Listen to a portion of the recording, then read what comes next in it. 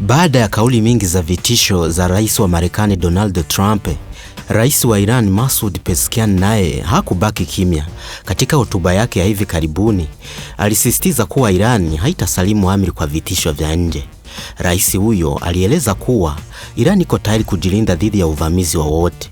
Taifa lao halitakubali kushinikizwa kwa siasa. Iran ina haki ya kujilinda na kuendeleza teknolojia yake. Alisisitiza pia kuwa Irani inapendelea mazungumzo, lakini haitakubali kunyanyaswa na mataifa ya magharibi. Bunge la Irani limeongeza msimamo mkali zaidi. Wabunge kadhaa wameeleza wazi kuwa kama vita itaanza, Irani haitapigana peke yake. Kwa mujibu wa viongozi wa bunge, Irani inaweza kupanua vita katika maeneo mengi ya Mashariki ya Kati. Walisisitiza kuwa washirika wa Irani katika eneo hilo wako tayari kusaidia. Hii ina maana kuwa vita inaweza kuathiri Ghuba ya Uajemi, bahari ya Red Sea, Mashariki ya Kati nzima na hata usafirishaji wa mafuta duniani. Iran imeonya kuwa ikiwa itashambuliwa, migogoro inaweza kusambaa katika eneo lote la Mashariki ya Kati. Wataalamu wa siasa za kimataifa wanaamini kuwa washirika wa Iran kama makundi ya kijeshi katika nchi mbalimbali wanaweza kuingia kwenye vita.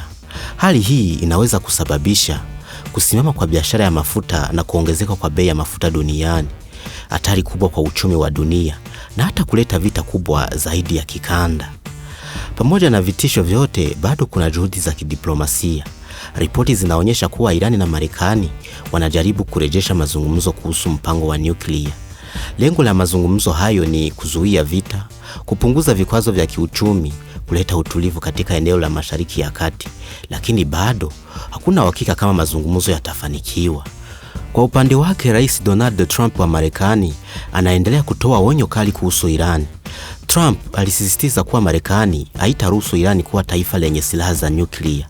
Kwa mujibu wa taarifa zake, alionya kuwa kama Iran haitafuata makubaliano ya kimataifa, Marekani iko tayari kuchukua hatua zaidi. Ikumbuke kwamba mvutano kati ya Marekani na Iran sio mpya.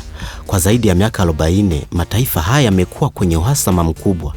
Marekani imekuwa ikishtumu Iran kwa kutengeneza silaha za nyuklia, kusaidia makundi ya kijeshi ya Mashariki ya Kati, kutishia usalama wa washirika wa Marekani kama Israel.